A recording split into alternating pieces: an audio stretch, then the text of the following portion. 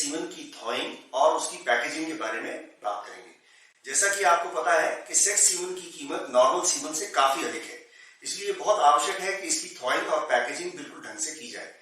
जैसा कि हमने पहले भी बताया है, एबीएस का सेक्स सीमन ऐसे गॉबलेट में पैक किया जाता है जिसमें केवल 10 स्ट्रॉ होते हैं। इन स्ट्रॉज को ट्रांसफर करना और एआई के लिए प्रयोग करना इस लिहाज से बहुत आवश्यक है कि ये स्ट्रॉ हमेशा -196 डिग्री पर लिक्विड नाइट्रोजन में डूबे होने चाहिए।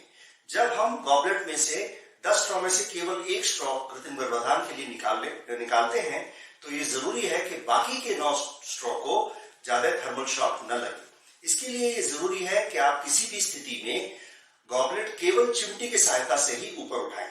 जब आप गॉबलेट को ऊपर उठाते हैं तो जल्दी से जल्दी एक स्ट्रॉ निकालकर गॉबलेट वापस यथास्थिति में रखना बहुत आवश्यक है, ताकि बाकी के 9 स्ट्रॉ को कोई भी थर्मल शॉक न लगे। इसके पश्चात स्ट्रॉ को चिमटी की सहायता से ही एक झटका देना बहुत जरूरी है। ऐसा इसलिए आवश्यक है कि स्ट्रॉ के ऊपर लिक्विड नाइट्रोजन की कोई बूंद चिपकी हो सकती है, और अगर आपने स्ट्रॉ को झटका न दिया तो पानी में डुबोने के पश्चात स्ट्रॉ फट सकता है और इससे एक स्ट्रॉ का नुकसान हो जाएगा।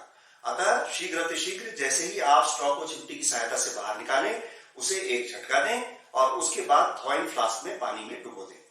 पानी में स्ट्रॉ को इस तरह से डुबाया जाना चाहिए कि पूरा का पूरा स्ट्रॉ एक साथ पानी में डूब जाए, यानी कि आप इसको डुबाने के लिए थाली जैसा कोई बर्तन इस्तेमाल करें, गिलास जैसा कोई बर्तन इस्तेमाल न करें।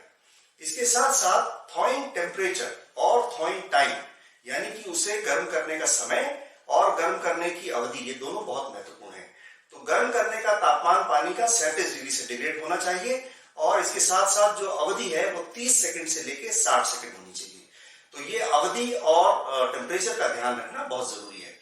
ये भी एक स्टैंडर्ड प्रोसीजर है कि तापमान नापने के लिए आप हमेशा एबीएस थॉइंग मॉनिटर का ही उपयोग करें। इसके लिए कभी भी आप स्वयं की उंगली का उपयोग न करें, क्योंकि ये पाया गया है कि उंगली का तापमान गर्मी में और सर्दी में अलग अलग पानी का तापमान नापता है, जिससे कि गलती होने की संभावना रहती है। मेरा आपसे अनुरोध है कि ये जो स्टैंडर्ड मानक हैं, इनका प्रयोग आप हमेशा सेक्स सीमन को उपयोग के लिए करें। अधिक जानकारी के लिए आप अपने निकटतम पशु चिकित्सा अधिकारी से संपर्क करें। धन्यवाद।